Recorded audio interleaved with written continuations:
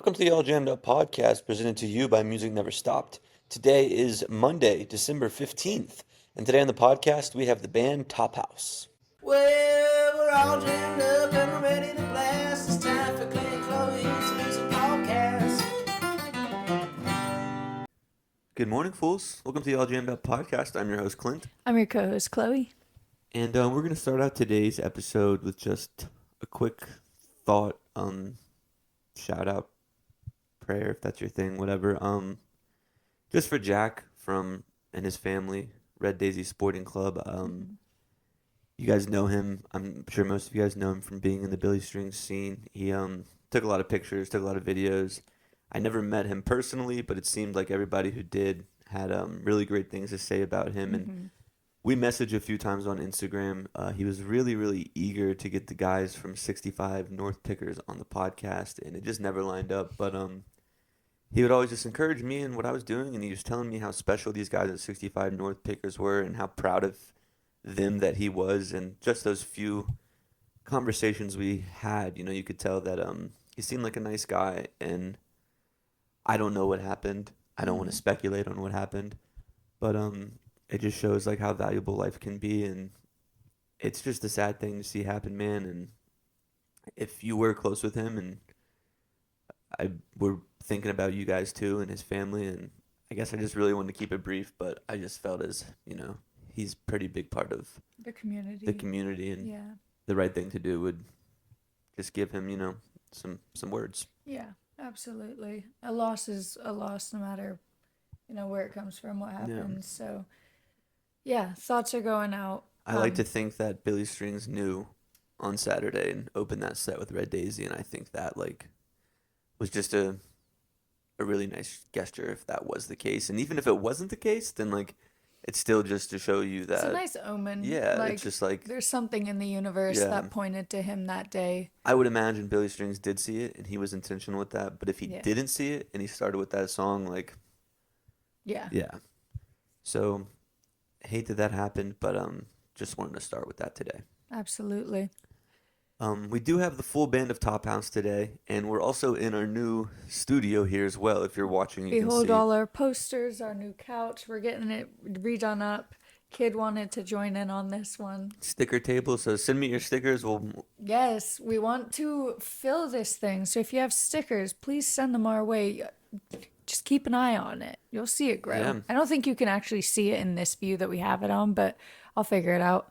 We'll get it, yeah. Well, maybe we'll post a picture as we fill it up. Yeah. Tophouse interview today. You'll get a bunch of Kid content too. Kid is heavy in this episode. He's been all over the place lately, just kind of. The weather is bringing out a rowdy boy in him, I think. Certainly. It's cold. Cold has him acting rowdy. He was all over Tophouse in the interview. He's all over us now. We did interview Bronco from Daniel Donato, and that will probably come out in the next couple weeks. And he was all over Bronco, so you'll get to see him again. But if you've enjoyed getting to know myself and Chloe, get ready to learn about the third member of the family. Kid's decided he needs a more pivotal role in this. So, fun interview with Tophouse, though. Ebbs and flows for sure in terms of seriousness. We get into songs and the origin of the band, and then Lotion being a scam and favorite fast food, and then back to the purpose behind songwriting. So it's a really interesting interview. Those guys were great for coming over, man. Unfortunately, we didn't go to their show because it was sold out, but we listened to them. Chloe has seen them, and Chloe was the one who introduced me to them. So, and she asked a really hard-hitting question at the end. I did, yes. Stay tuned. It's in there. I don't know if you'll hear my part of it, but the story that comes along with it is great. Pretty great. Blah, let's go ahead and get right into it. Absolutely. Interview with Tophouse. Honey, you're listening to some All Jammed Up. Alrighty, guys, we're here today with the fellows from Tophouse. Can we go through everybody's name again? Because I already forgot everybody's. I'm Jesse. I am Joe. I am William. I am Eli. Eli. Okay, there we go. So I don't do that many full band interviews, but I'm glad. Actually, we did one last week with Fruit, but sold out show tonight in Nashville. You guys know what the tickets are going for on StubHub? Hundreds. $3,000 for tickets on StubHub. to the show tonight. Wait, are you actually? I'm dead serious. Whoa. Yeah, I'm dead serious. That's insane. Somebody in my work was like, "Who's the band you're interviewing?" I was like, "Tophouse." And like, I was like, "Tickets are sold out, but you can probably get them." We pulled it up, and it was like 28.68 on StubHub. Wow. Oh my goodness! Wow. That's absurd. We gotta start selling them for that much. You gotta sell like 8 tickets. You're good. Could release 2 more tickets and undercut them for just 2,000. So we kind of just talked about this. I discovered you guys through Chloe like 2 years back in St. Pete. She went to your guys' show at Bay Bro Brewing, and it sounds like you guys may have already had an interaction before this, right?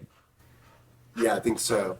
Because, because Chloe just mentioned that she found us because of a yoga class that she was taking, and so I remember, I can remember chatting with her at Bay Bro, and then like 2 people later in line was the yoga instructor. He was like, "Yeah, I teach a yoga class, and I play you in the yoga class." And I was like, "Whoa!" I feel like you guys kind of have a unique sound to be in a yoga class. Right? With like words and like I feel like having lyrics in a yoga class is kind of distracting. Very much not yoga vibes. Yeah. Grandiose moments and then very Yeah. relaxing shavasanas. Is it one of those Works. like? Is it one of those classes where you like laugh and cry and stuff? A lot. Crying is optional, has happened for sure. It was Okay. actually in a hot yoga class, which That makes is- more sense. Yeah, Yeah, it it's- makes more sense, but makes less sense at the same time. It was a good class, I know that much. I had fun. I went to the show after. That's rad. So I guess let's just start. I know you guys kind of have like a unique way that the band started, right? It was just 2 of you guys, and then you added 2 more, right? So can we kind of go over just like how the origin of Tophouse originated? Yeah, it's sort of convoluted, but Joe and William here they kind of grew up together in a place called Butte, Montana. They were in various horrible bands as youths. And then William left town to another city called Missoula, and that's where I was. William and I met through a mutual friend, and we kind of, I guess you could say we started, quote unquote, Tophouse, but it was just street performing, like an instrumental duo kind of a thing. And then William was like, I have this friend back home, he sings.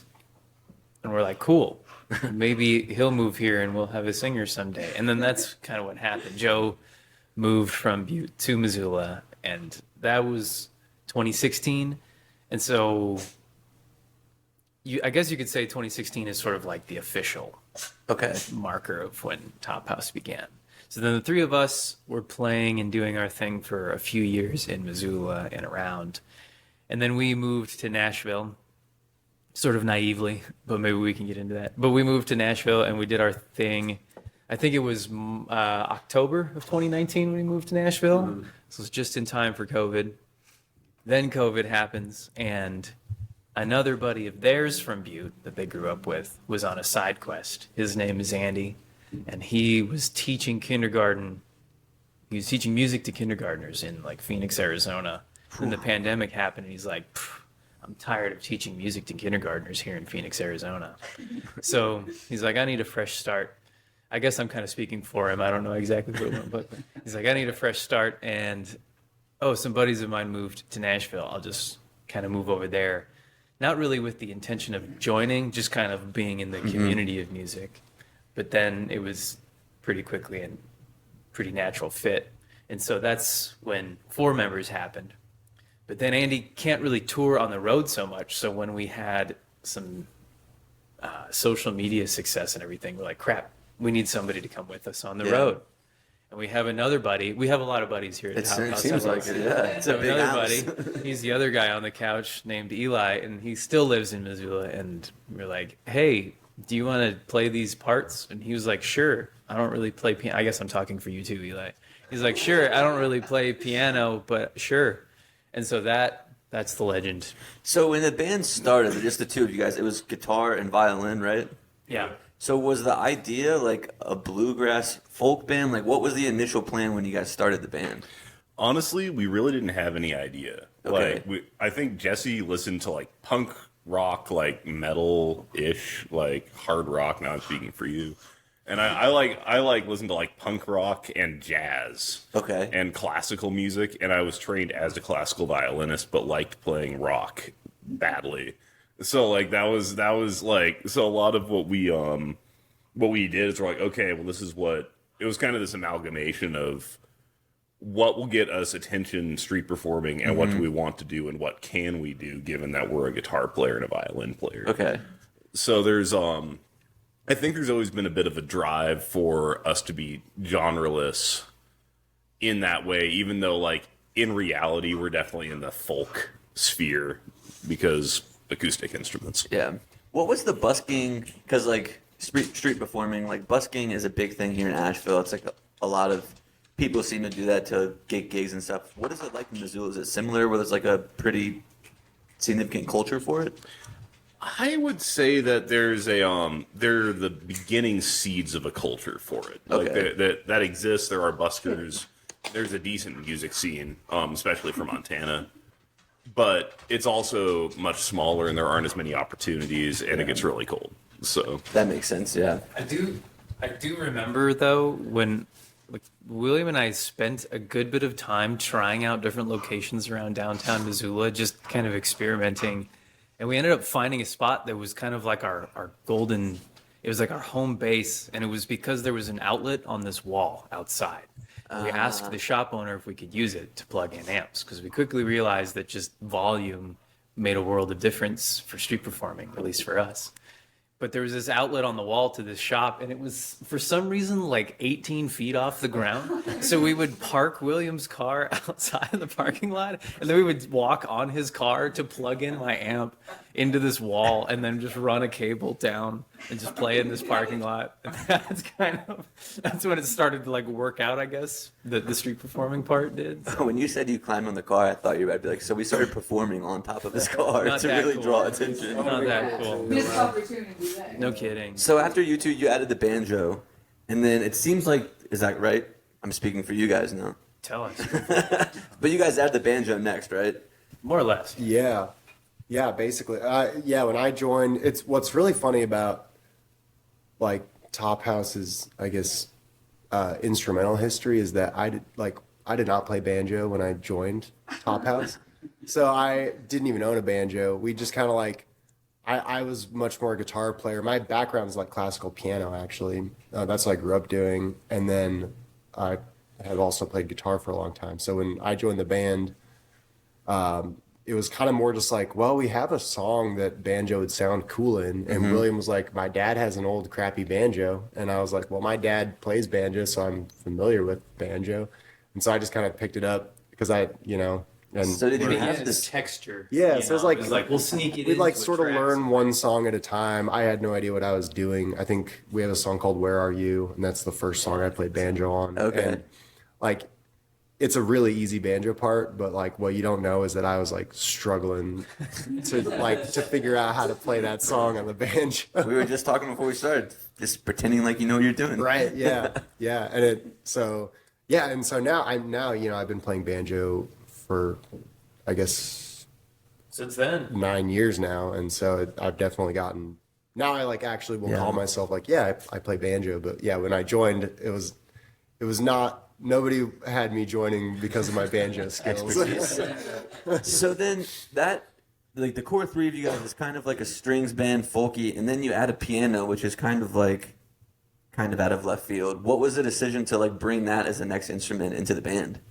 Man. I think honestly it goes back to that genreless kind of like thing because we Yeah. were playing a lot of like Irish festivals at the time. Oh, sorry.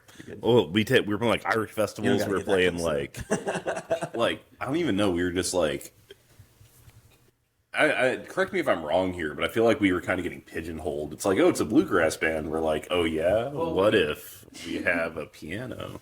Okay. Kind of. I remember we had a little cajon that I would kick, and that we liked being able to play in both small-ish spaces and big-ish spaces because like there were certain gigs we got like you just couldn't do with a drum set. Not that any of us played drums. I guess not that that would have stopped us. But we just kind of liked having a sort of drumless, but also kind of a weird mixture of instruments just because it was weird, I guess. Yeah. And so when Andy from his side quest in Phoenix moved to Nashville, he also was like, grew up with classical piano Joe and him had the same piano teacher, right? And so that was kind of his thing. He plays like a lot of pop piano, Ben Folds style kind of Okay. stuff. So it was just a natural fit, I guess, at that point. Well, and also we actually were integrating piano a lot before Andy even joined, because like we came out with our Snapshot album, and that's before Andy joined, and we've got I think two or three like piano centric songs on that. So we're starting to bring keyboards to shows, and then I would just play, for a song or two. So then it was kind of this like natural when Andy, like he'd just tag along to a gig with us, and we'd be like, well, hey, do you want to play this song on piano and just like sit in for a song or two? And he was like, yeah. And then we just sort of, it just felt natural. So eventually we're like, let's just make this full time, get a piano in here. So Okay.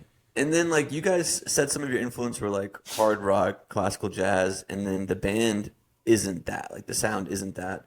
So how'd you kind of, like, with all those influences and the band just kind of seeming like it formed just naturally, like, not really with a plan, how did, like, the sound that Tophouse has now, like, how did we get there? Is it just kind of playing to your strengths and that's what worked out? I think so, yeah. I remember, I kind of resonated with an interview I heard with like Marcus Mumford that was like, he was like, yeah, we never wanted to be a like folk band, but that's just kind of the instruments we had on hand. In a way, that's kind of us. Like when we started out, like our first few shows, we brought, I had a banjo and a guitar, and I brought an electric guitar. We brought a bass guitar. We brought our kick drum. We had like a violin and an electric violin, like distortion pedals. Like we basically were just kind of like trying to do anything and everything, but we never had a drummer. And that sort of, I think, probably more than anything else kind of defined what we could and couldn't do. Like we wanted that big sound of a drum set, so we had like the 4 on the floor and we tried to make it as rocky as possible, but it's not rock. So yeah, I think the instruments really define the sound. And then I mean, definitely like, I think that, there are inspirations within like the, punk rock and jazz and classical worlds, but then definitely also, listening to a lot of folk and bluegrass as well. Like just hearing what some of those guys are doing and being like, yeah, we have those instruments, we can replicate some of that and create our own thing. So what's some of the punk rock influences then? I want to hear some of those. Man, I loved. There's like an early Red Jumpsuit Apparatus album that I really loved, but then also like some good old All American Rejects, like the early 2000s pop punk kind of. It was really fun. Williams Face down in the dirt. She says. There you go. Yeah, I know that one. And then what about for bluegrass? Is it more like the older stuff, or is it kind of like some of these newer guys that are coming out that's catching your guys' ear? For me personally, growing up, I didn't know people still played bluegrass. I honestly didn't know it was still a genre. Did you guys have much? Is your dad? Yeah, my dad listened to a ton of basically like old time gospel bluegrass. Okay.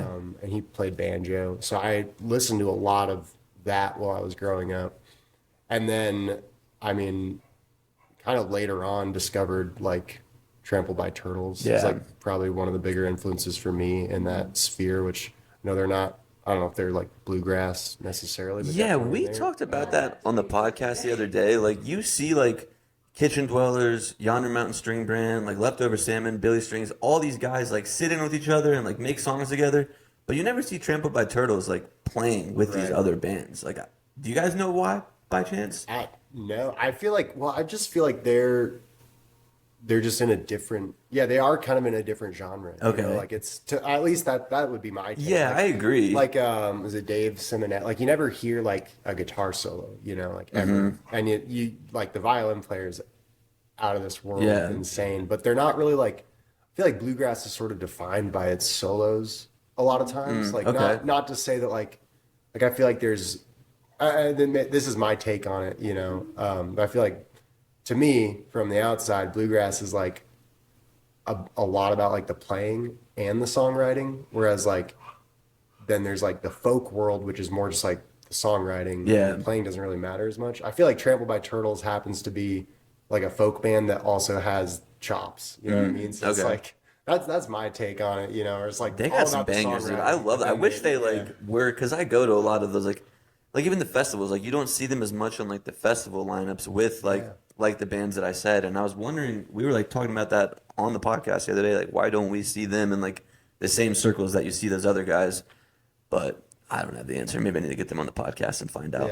Yeah, yeah, they're so good though. But then, yeah, I think another one for me was like Infamous String Dusters. I honestly didn't really know who they were, and then they came and played in Missoula. I went and saw them, and it was like my mind was just blown. Yeah. And I was like, oh, this is rad, and that got me into a lot more bluegrass too, just seeing them live. But Yeah, they're sick. Shouts out Travis Book, Asheville. We sometimes go on like Reddit and we'll ask like in the subreddit, like, hey, we're interviewing this band or this person, like what questions do you guys have for them? And someone replied to our question on Reddit yesterday, and they said that you guys tell this dinosaur story at a lot of your shows. Should we just leave that at the shows? oh man, Can you at least tell me the story? I haven't heard the story. We tried to Well, look it up last night. man. We couldn't find a trace of it. so Maybe that's for the better. yeah, I guess maybe in like a broader context, our shows are like sometimes they just devolve a little bit, and I think it's like we've kind of accidentally turned our shows into like a half comedy routine as well, Yeah. which is like was never the intent, but it just sort of, I don't know, it's just sort of Became fun. how we are in between songs, and it's fun, and people laugh, and we're like, this is really fun. Just kind of like try to be ourselves, and so we kind of like go through all these little iterations of things, and one of them is me telling a story about dinosaurs to lead into a song called Meteor. Okay. It's like the dinosaurs all die at the end, so it's like, oh, Meteor, yeah, I don't. I think that when I saw you guys, I think you, William, read about 2 pages of maybe the first Hobbit book or Oh something. yeah. Solid, Yeah. like a good amount of time. Yeah. I thought that was hilarious. Like- it kind of gave me. We listened to the band Kendall Street Company a lot. Have you guys and heard of them? They'll just go on random 7-minute storytelling made up. They have an tangents. alter ego called like Sauerkraut, which is like they're a Swedish house band or something like that. And they're like, we are going to get on our private jet after this. We're Sauerkraut. I think it's maybe German or something is the band, but Wow. it's just They'll do a whole Goldilocks monologue Yeah. before a Porridge song. They'll Oh go my for gosh, a good yeah. amount of time. It's always a good party. So do you guys do is the show like the same every night, or is it like changing set lists, how does the kind of look for you guys? Yeah, we changed the set list probably every night. There's Okay. a lot of the same songs will be there, so maybe we'll change the order mostly, but then one night we'll add these two and not do those two or whatever, But it's always a little different. I think that's mostly just for us. Yeah. And then you said the tour just started yesterday, right? And then how long is it going for? This one's a 2-week run. Okay. But this year has kind of been one big tour. Yeah. Honestly, it's sort of on and off sort of a thing. So So a lot of touring, you guys do seem like you're like best friends. I mean, you just kind of alluded to it with the stand-up bits between shows. How is touring like for that long when you guys are just in a Sprinter van going across the country? Like, who gets sick of who the most? Like, is it hard? it's funny because I feel like we had a practice go at touring when we first moved to Nashville. Because when we first moved there, Yeah, let's get into the Nashville stories. It sounds like there's a lot there, a lot to unpack there. when we first moved there, we stayed for I think 6 months in a little Airbnb that was probably like the size of this living room and kitchen, Okay. maybe a little smaller. And there was one door, and it wasn't to the bathroom. And I think there were only 2 beds actually. 3 of us were in. I slept on the floor for like 6 months. Everyone's room had like a weird thing. Like you Yeah. had no bed, but you had a room. I had a bed, but my entire bed was my room. Yeah. Like literally, it was just a bed, and then this you kind of inch your Yeah. way into it. And I didn't even have a seat, enough room to stand. I had enough room to kind of crouch, and I could get into the bed. And then Joe had the most normal room, and he had the only door. but also we had like back problems randomly at the time, which thankfully isn't a thing anymore. So So where was the bathroom? If there's no door in the bathroom, you guys just out in the open? It's a little curtain. Curtain, okay. It's a door. You know. Enough of the door. Yeah. So anyway, I And you guess were there that for how helped long, us. you said? 6 months. 6 months? Yeah. So we kind of like learned. I've told this story before, but like William went on this spree of like, he's like, I'm gonna learn how to cook pork.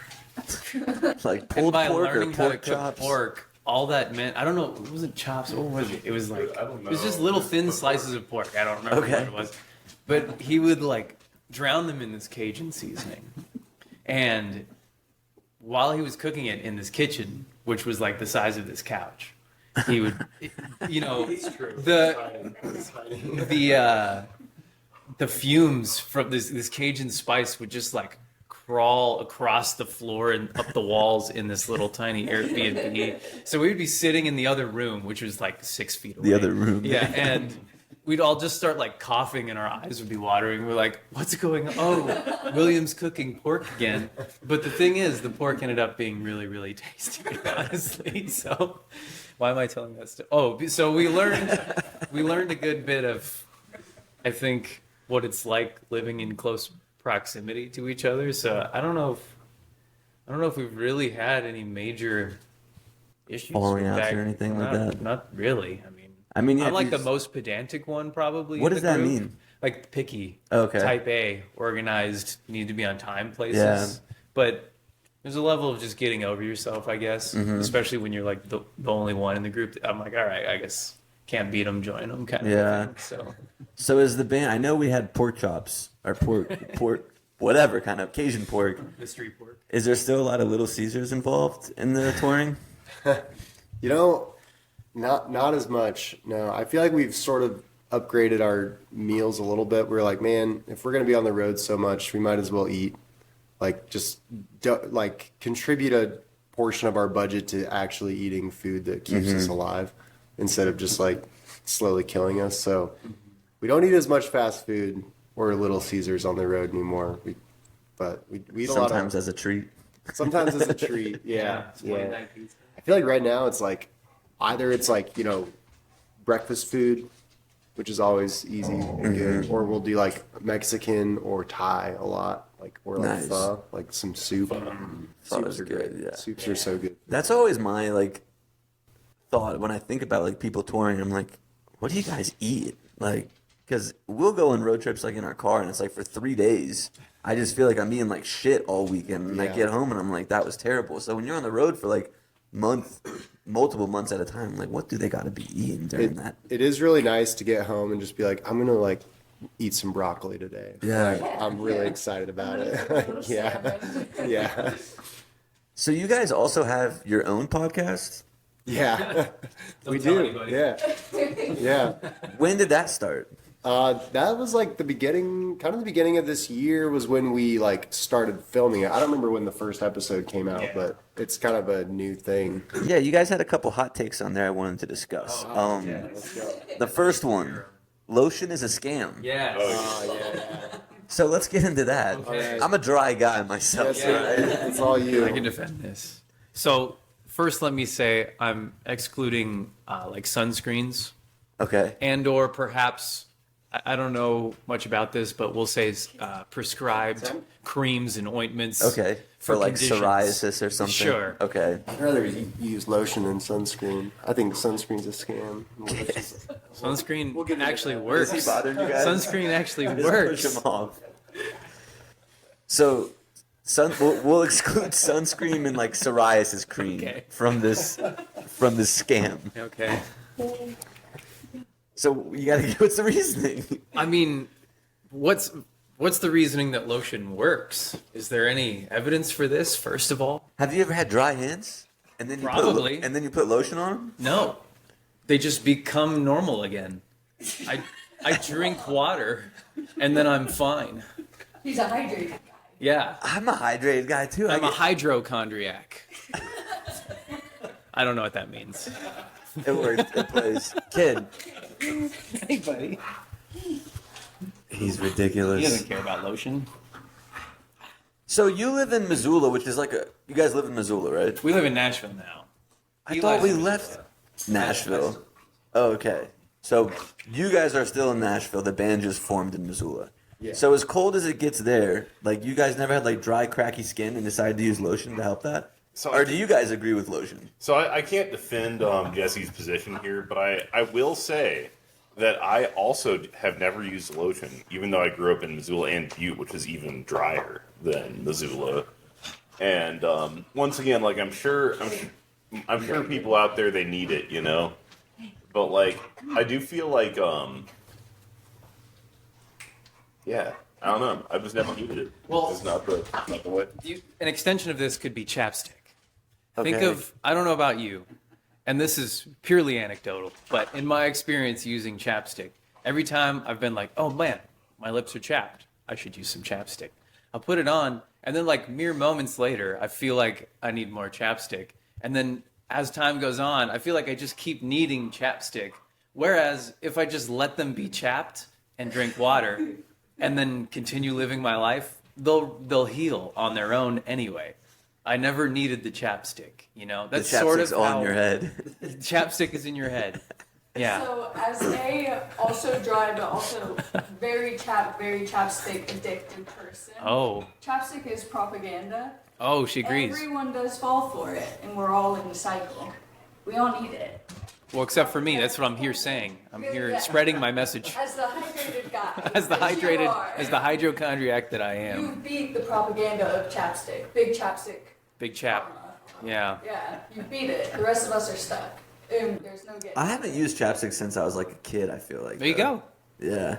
Do you use lotion? I do use lotion daily, but I get really dry spots in my nose right here and in my mustache. Yeah. So I have to stay hydrated. Exactly. I use chapstick for downhill skiing, and it's a game changer for me. Like you ride on the chaps. I ride on the chapstick. You Chap rub it on the bottom bottom of of your your skis. skis. It's like wax, but cheaper. All right. Yeah. I don't know. Next podcast quote: fast food rankings. So let's do a Mount Rushmore of fast food rankings, and the four of you have to come on a consensus of it. Oh, crap. Oh, so top 4 Yep. fast foods. I'll throw mine out there: Taco Bell, Cookout, Hardee's.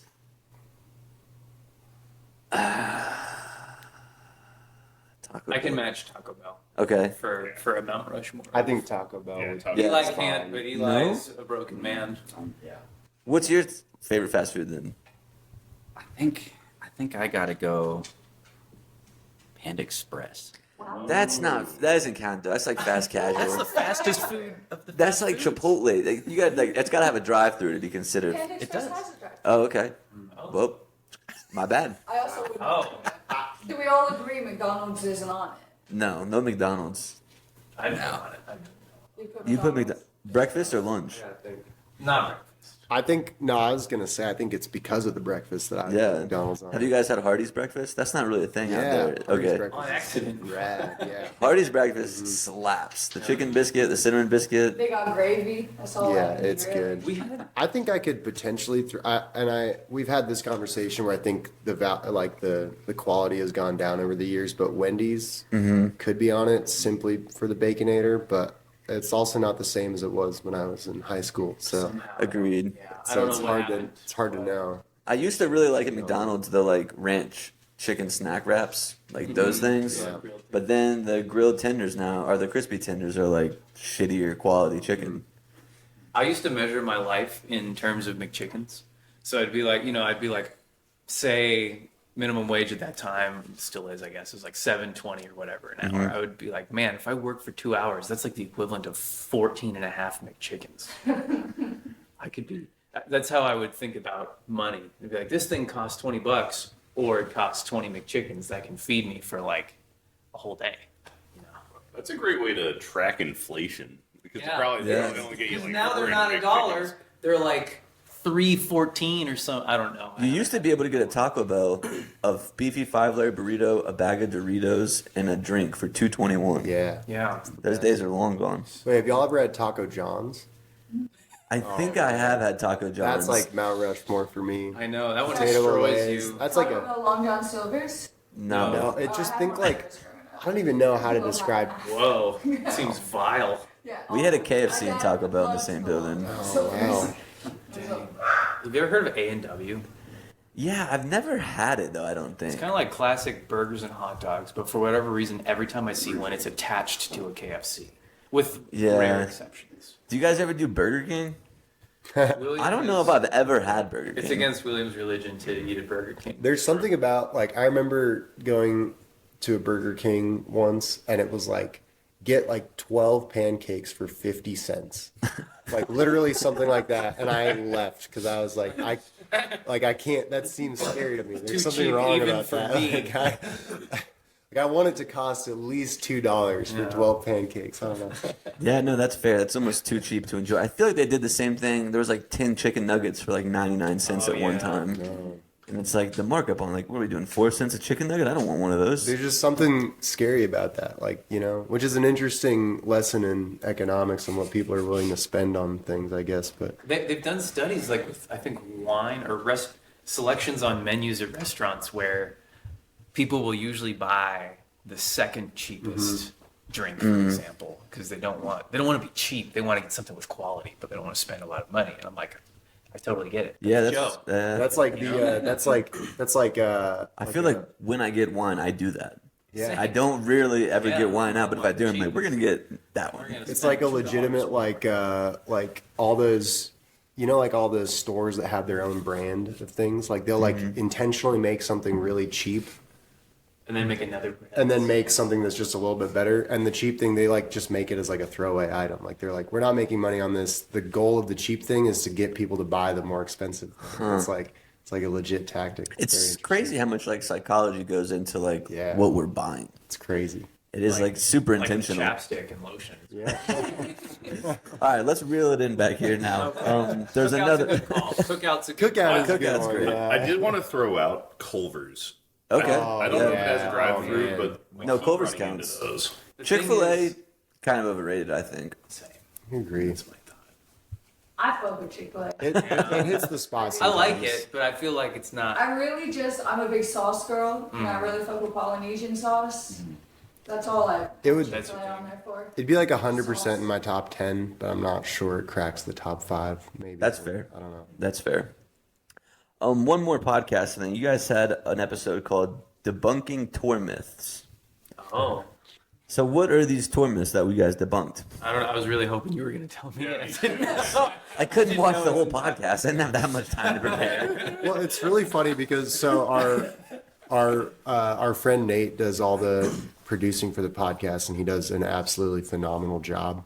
But it is funny because sometimes we'll like record the podcast and we'll just be like, all right, we're talking about tour on this podcast. We're like, yep. And then we talk about the tour. And then he calls it debunking tour myths. And we're like, did we debunk anything? Like, He's just getting engagement. but it's great that Yeah. he knows what he's doing. Great. He knows what he's doing. What did we? I don't know. I guess we were.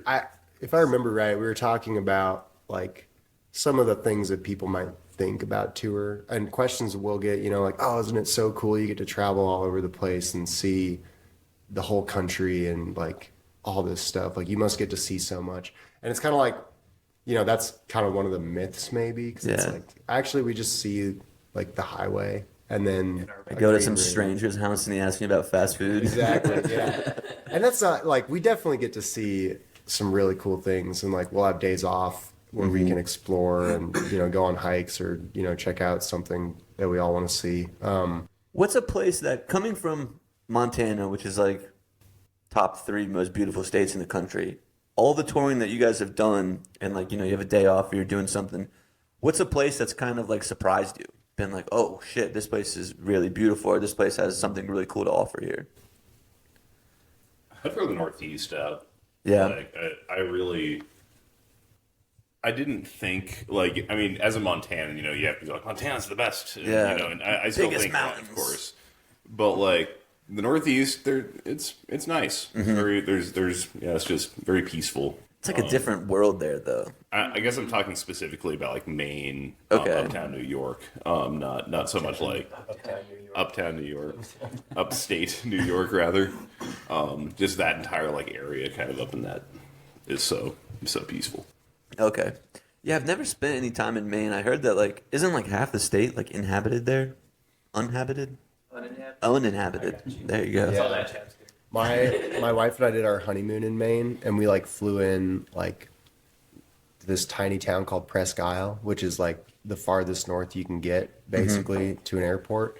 And it was so much fun because we just rented a car and like drove down, like went to Baxter State Park and all this stuff. And it is literally like, yeah, it just felt great because being from Montana and then seeing most of the country, you feel like, oh man, there's so few places left that are like uninhabited. Yeah. And then it felt like Maine, like to get to one of our Airbnbs, we were on a gravel road with no service for like an hour and a half. And we're like, we're going to die, but this is really cool. Yeah. And we didn't die. So it was great. Is there places on the tour map that are like, fuck, we got to go back here again?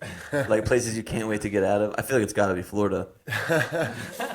Man, I don't think so. I mean, it's crazy because I mean, even some of the more like, I guess, some of the less glamorous places in the States. Kansas. Yeah, Kansas. No, that's where like sometimes the fans there are like the best because they're so excited. They don't get a lot of like stuff like a lot coming of through. fans Yeah. don't go to like Michigan is like, which I think Michigan's beautiful too, but it's sort of like it's kind of out of the way of like a typical tour because you gotta drive north, you know. But the fans in Michigan are some of the greatest like ever. Like they're so enthusiastic. They sing along with everything, and they're just stoked that you're there. And so that like, I don't know. Sometimes it like makes up for the maybe less glamorous. Yeah. Like, The show is the reason you're there. That makes sense. Yeah. You guys just released a new album, right? And it's a collaboration. What's the album name again? Theory and Practice. So it's 2 EPs that you guys made into an album. Yeah.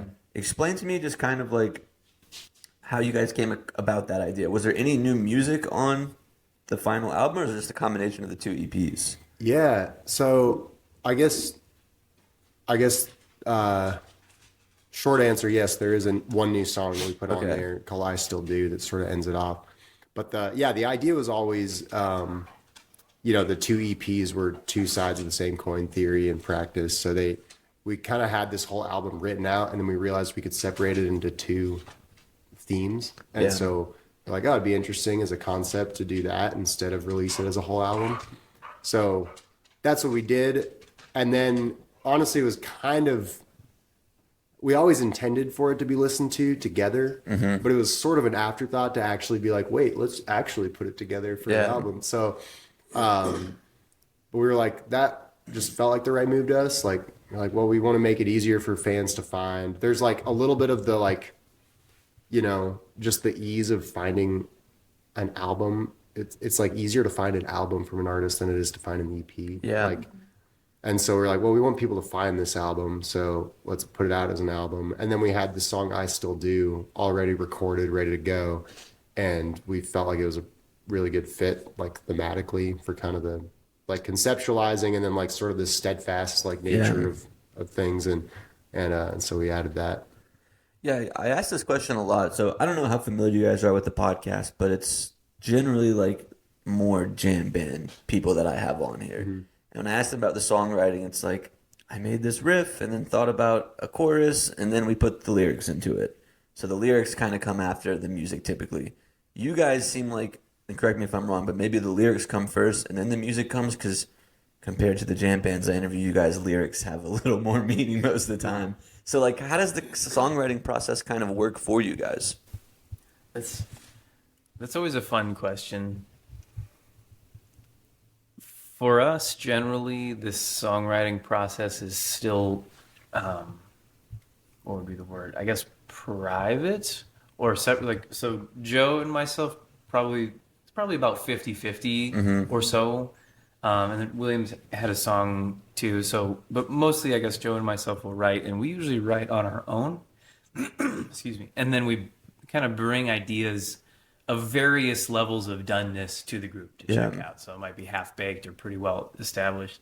But when we're writing by ourselves, I guess speaking for myself, I still kind of end up doing music first. Okay. I think I always ask the question like, well, let me ask you, when you're listening to music, do you like a song because of because of the music, or because of something the lyrics grabbed you with? I think it can be either. It depends. Like, there's a song right now that I'm like obsessed with called 116 Days by Dogs in a Pile. And I listened to the song a few times and I just really liked the sound of it. And then as I listened to it so much, I started like hearing the lyrics and I was like, oh, maybe this song's about that. But there's other times I hear songs and like I'll just hear one lyric and be like, oh, I want to hear the whole song now. And then I grow to like the music. So I don't think there's like a black or white answer. That kind of depends on the song. Sure. But there was a song, what's the one that we just put on the playlist? By them.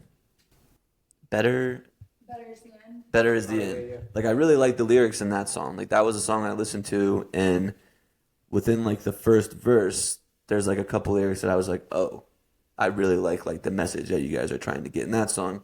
So then like the music was like I automatically like the music just because I like the lyrics, if that makes sense. Yeah, fun. Yeah.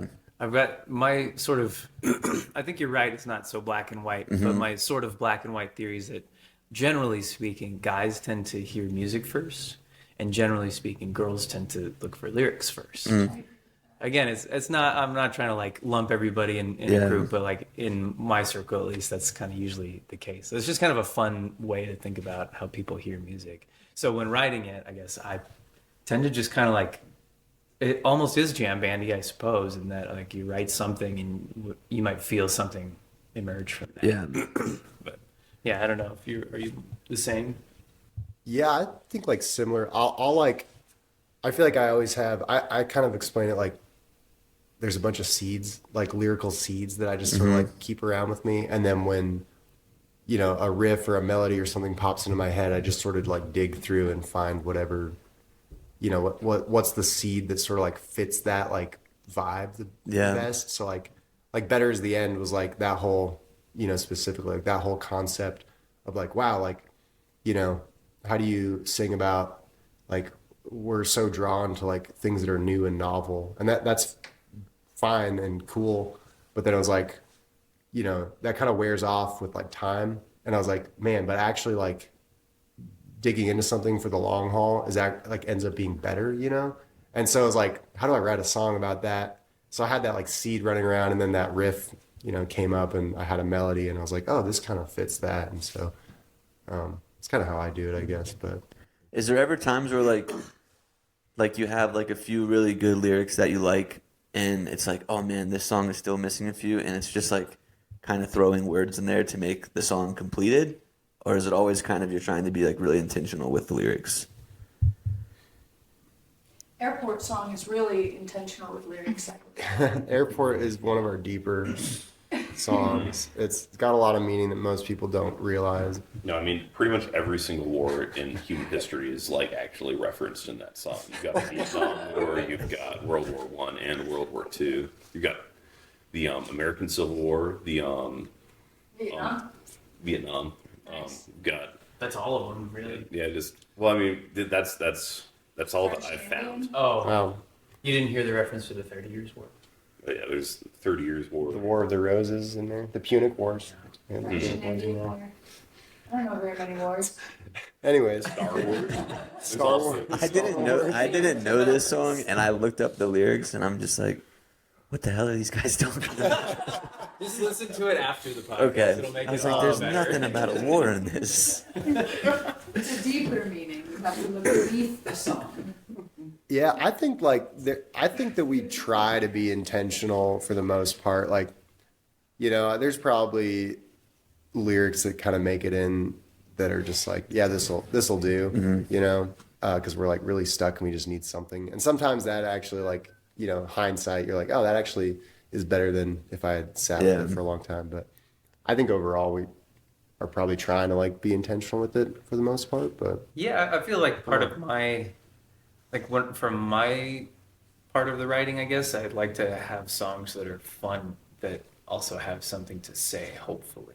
They're not necessarily preachy, but like I'm You want to express personally- yourself. Yeah, I want to express, Yeah. but I also like want to express maybe like just thoughts on what it means to be human. You know, I kind of get tired of tonight, yeah, tonight sort of things. And honestly, I will still get down to a song like that. There's Yeah. a time and a place for that. I'm not like just knocking that sort of thing. But in my own music, I'll say I just like to have something that's fun that will hopefully bring attention to something that might be more provoking. Yeah. I think like one of the things we expressed like years ago when we were starting out was like, one of the big goals of Tophouse was like we want to play music and have fun and make a living off it, but also like just what we're giving to the world and like to people is like we want people to like there's like a joy that we're trying to exude from stage sure. and like in our songs, but then there's also like we want people to listen to something and like Feel something? and like I think that there's like a desire for like self-reflection. Like we want people to like hear something and be like, oh, like what does it mean to like Go to the airport. what does it mean to go to the airport or like just I don't know, like almost like asking like questions in the songs, like what is the what's the purpose of being a human being, and like how can we live better every day? And I think that that's something we enjoy writing about. I don't know. Yeah. Something we'd like to do for ourselves. Absolutely, So yeah. it's like 100%. yeah. I totally agree with that. Chloe, do you have any questions? Do you have hedgehogs? I do have hedgehogs. How is that? If you can't hear, Chloe just asked, do you have hedgehogs? So I have there's a weird story associated with this involving Tophouse actually. The very last day that we all lived in an apartment in Hendersonville, there's this friend of Andy's came over, and she had with her, this is not going to sound real, and we had no idea this was happening, a boa constrictor. This is a real story. a boa constrictor, a wallaby, and a hedgehog. And she was there because she got detained by the TSA because she was trying to pass the wallaby off as a cat. And she therefore ended up at our house because she needed to drive to her next destination for her job, because she couldn't fly. And so we ended up with this kind of talking to her. And she kind of turns to Joe at one point. And she's like, "My hedgehog is dying. Do you want it?" And You have to explain that the back legs didn't work. yeah, well, see, we didn't know at the time, but yeah, the hedgehog's back legs He's didn't work. dragging himself around. And so we ended up with this hedgehog, and we didn't really know what to do with it for the first month or so. So we just kind of sat there and looked really mad whenever you tried to. But Jesse's mom is really good with animals, so she was over one day and she got the hedgehog to kind of unfurl, and then we all made friends with it, and I became really attached to it, and we actually had to take it on tour. Because Whoa, don't say that. but we did, because it was at the point, at that point in its life, it literally had to be hand fed, because it had this disease where it was slowly losing control of its limbs effectively, so he couldn't really walk. So I kind of had to hand feed him food and give him water and stuff. And so he was with us in the. We didn't have a van at the time, so the Ford Edge, filled with all of our speakers and stuff, and this hedgehog. And Is he still alive? This hedgehog died about 5 years ago. Oh. But I have 2 additional hedgehogs now that I got. So you're in the game now. Yeah. What happened to the wallaby? What does she do for work? Where is she? We don't I know know. the interview. Yeah, we think she's the main character. If the world has a main character, it's probably this person. I need to get her on the podcast. But Well, that's a great way to wrap up, I think. We're coming here on our time. Is there anything that you guys want to plug? 2026 coming? Is there big things coming for Tophouse next year?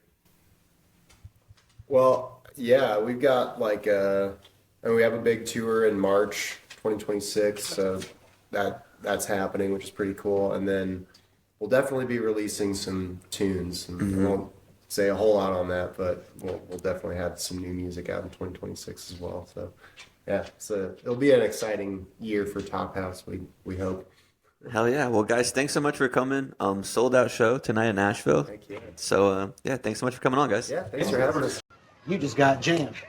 Welcome back from that interview. Oh, look at Were Chloe. you doing catching it? on Were you being recording? mean. I totally forgot to mention, if you watch that on YouTube, the first 25 seconds is dark. Oh, my bad again. So Wah, we're figuring things out as we go here.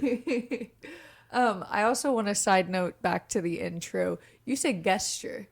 Gesture? Well, how do you say it? Gesture? You said gesture. Well, that's just your way of saying it, so... That's fair. Tomato, tomato, baby. Yeah, I don't really know what it is, but I assume you're probably right. So, Tophouse interview was a very fun one for me. I found them a couple years ago.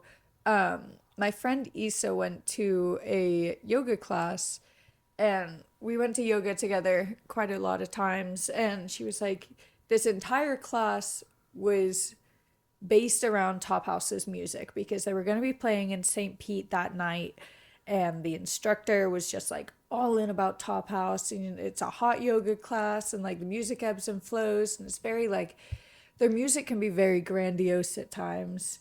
And so went to that yoga class, went to the show afterwards, had a really great time. It was, why are you giggling at me? I think everyone's having deja vu if they listen to the interview. No, because I didn't say it. I didn't say it because the mic was too far from me. Oh, okay. So I just sat there as like they were all waiting for me to say You it. can hear you in it. And then I sat there like this. So I was like, they can't hear me. You could hear you in it. Oh, well, then I'll just stop. So yeah, cool interview. Finish for it me. if you had your story you wanted No, to I get don't to. know where I was. It was a hot yoga class. And then we went to the show, and it was a really good show. And then we met them after, and they were really nice. And then after we told them how we found them, the yoga instructor was like 2 people behind. And so that was fun. But yeah, good interview for me. That was fun. Yeah, those guys were cool. I don't really have oh, okay. So we were lazy in the cold weather. We didn't go to Christmas Jam on Saturday. Mm-hmm. We got offers to get tickets, but we were just like, you know what? We both worked on Sunday today. Mm-hmm. So we passed. Yeah, and they ended at like 2 a.m. Yeah, and 1:56, someone put the time Damn. up at. I do want to talk about Friday's show that we went to, though. Mm-hmm. Pocket Full of Gold, Led Zeppelin tribute with Alex Bazemore, Hannah Ramsey, Jackson Chisholm, and Zach Jones. It was very sick. All of them had like 6 solos. Zach Jones had a gnarly Moby Dick solo. Oh my God. I need to ask him how long. You said that was like 8 minutes long. Drums don't get the recognition they deserve. And I thought that at Jamie Buffett when Tyler did his solo. I thought that at Dark Star Jubilee when I think that was the first time I ever heard drums in space. Mm-hmm.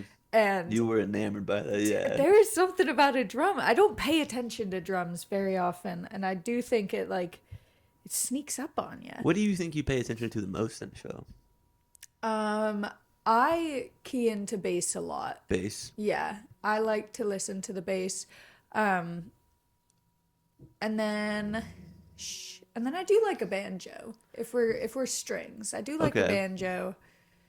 But those me, are probably my top 2, honestly. For me, it like really varies because like Disco, I just watch synth the whole time, Jake Well, I the whole will time. say, yeah, sometimes it's keys that I'm like locked in on. When I watch Dogs, I feel like I'm watching. I guess I watch Jimmy Law and Jeremy a lot on keys. Yeah, Sometimes Billy Strings when we saw him in Huntsville, I was locked in on the fiddle a lot. yeah. Well, yeah, but that was his show. Yeah, that was. I think like Daniel Donato, I do watch Mustang. He goes crazy sometimes. Yeah. Yeah. Sons of Stars. But then you watch I am Sugar, you watching- watch Daniel, and it's the same I know. thing. Well, yeah. it depends on what side of the stage we're on, Yeah. truthfully, because I could get into both of them. Sometimes I feel like most of the time we're on Sugar side. So, yeah, Sons of Stars. I do kind of key into Jackson a lot. I do like to watch how he plays bass. I just like. I want to play. I want to play, and I'm just like too lazy to dedicate the time to it. I was listening to this interview. I forget who was interviewing him, but Flea did an interview recently, and it came out today on YouTube. And I was just like, I'm just lazy, dude. It's I just hard, Don't give it's hard. myself the time because it's a beautiful instrument, and I'm so fascinated by I'm about it. to do a first on the podcast. Fart. I've never done it. Dude, what was How'd you know that's what I was going to do? Because I know you. I'm the You fart think this goblin. is a surprise to me? First fart on the I'm podcast. gonna do something new. I bet it's gonna be fart. But yeah, I probably key into the bass the most. And then yesterday, if you saw it on Instagram, we announced the dates for the festival with our 2 headliners. Can you see the secret hollow? So, yeah, guys, there's so much more to come. There's so much more. And if that's where we're starting, imagine where it's going to go. Well, they're Up, the down, left, headliners, right. so don't get them too excited. Well, I know, but the headliners, well, yeah, but everyone else matters too. Yeah, but you're saying up. What are they going to get next? Because we're only going to add to it. Yeah, we're not going to take them away. There's still, yes, that is true. So, I agree with you there. it can only go up, and we're already so high. Kendall Street and Secret Hollow, dude. And so many people have reached out, seeing how they can help and how can they be involved. So just thank you to all those people. Can't please everybody, but I'm trying to get as many folks as I can get involved. Yeah, you know? yeah. This is. It's only we the are second doing year, this so for the people. This is a way to put people on, to get small names out, to get vendors in, you know, so we will do what we can. Obviously there's limited but as it grows, spaces, who knows? but The opportunities are endless. yeah, very exciting day. And for the folks who care at all, the Panthers lost today, so the Bucks are still alive. And the Chiefs are not. The Chiefs are out. Boom, boom, bye. And it looks like I probably lost my bet with Cody Nottingham. Still? Well, I thought you said there was a chance. there is a chance, Stop but looking. yeah, there is a chance. And then if he loses, I have to make him a sandwich. Poop sandwich. Cum sandwich. Oh. Back-to-back weeks. So yeah, back-to-back weeks, back-to-back episodes of Chloe being inappropriate on the podcast. I got a little demon in me. So yeah, great episode today. On Thursday, we have our first interview from somebody from the band String Cheese Incident. Ooh. So that's an exciting one. That's a very exciting one. That's It was a super fun cool. interview for me too. Being a band I don't know a ton about, I'm not super tapped in with String Cheese. It was fun to get to learn about them, in particular this one individual, and hopefully that's not the last one in the next couple months. Who knows? I'm so excited. Big moves. But you guys have. Do you have anything else? No, I'm gonna save on mine, I think. Okay. Well, you guys have a great week. We'll see you again on Thursday. And remember, wherever you are right now is exactly where you're supposed to be. Well, I'll jammed up, hey, that's where it's going down. Best damn pot in this old Nashville town. More than enough old stories to go around. And I'm all jammed up right now. Yes, I'm all jammed up right now.